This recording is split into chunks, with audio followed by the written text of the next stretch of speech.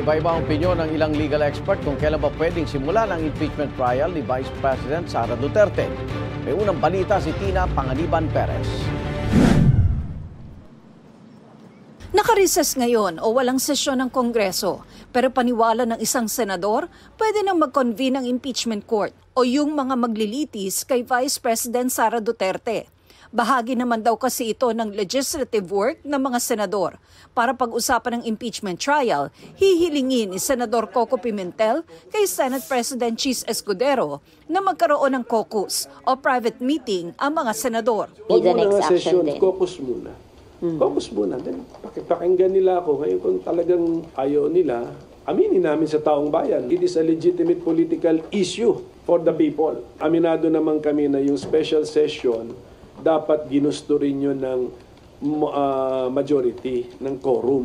Sabi ni Pimentel, sana sa susunod na buwan ay gumugulong na ang impeachment trial. Pero aminado siyang hamon ang magka-quorum. Lalo't kailangan makumbinsi ang mayorya ng mga senador kasama ang mga re-electionist na kailangan mangampanya. Isang tabi ang kampanya. Priority ang impeachment. Isn't that a very big ask of your colleagues? That's part of the job description.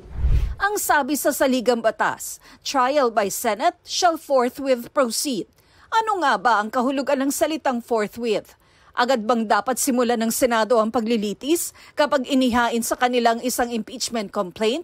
Sabi ng isa sa mga framer o may akda ng konstitusyon. As constitutionally interpreted, it means right away. It means immediately. Walang patumpik-tumpik. Walang alinlangan. Gawin kaagad. Sakaling masimulan ng kasalukuyang Senado ang paglilitis, paano kapag natapos ang eleksyon at iba na ang komposisyon ng Senado? Pagdiriin ni Sarmiento, tuloy ang trabaho ng kasalukuyang impeachment court na hiwalay na sa magiging Senado. Outside of legislation, it has a continuing function. It could be convening as a canvassing board. It could even be serving as an impeachment court. Pero sabi ni retired Associate Justice Conchita Carpio Morales, hindi pwedeng magpa-special session ang Senado. Impeachment is not included as among the reasons why a special session can be conducted. My conclusion is that impeachment trial cannot be conducted during recess. Hindi pa man nagsisimula ang impeachment trial, nagpetisyon na sa Korte Suprema ang bise para ipatigil ito. Ang basehan ng kanyang defense team, may probisyon sa saligang batas na isang impeachment proceeding lamang ang maaaring simulan laban sa isang opisyal sa loob ng isang taon. May nauuna na raw kasing 3 reklamo laban sa bise ayon sa mga abogado nito. The actions taken by the House of Representatives in respect of the 3 prior impeachment complaints before it decided to finally transmit what it purports to be a verified resolutions is something that is not permitted by the Constitution, particularly that 1-year bar rule. Pero sabi ng ilang impeachment prosecutor, hindi paghahain pa lamang ng reklamo ang simula ng pagbilang ng 1 taon.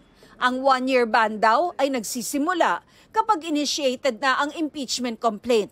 Batay-an nila yan sa desisyon ng Korte Suprema sa kasong Francisco versus House of Representatives. Initiated under this Francisco case means the filing of the complaint endorsed by a congressman and referred to the Committee on Justice for proper disposition. So it is not the mere filing of a complaint that will trigger the 1-year period. So for us, there was no grave abuse of discretion. There was no lack of due process. Kinwestiyon din ng kampo ng bise kung pwede bang upuan ng Secretary General ang mga naunang 3 impeachment complaint. There were official reports and interviews and public pronouncements that were made by the Secretary General that supposedly these 3 complaints were already verified and ready for transmittal to the Speaker, but never did.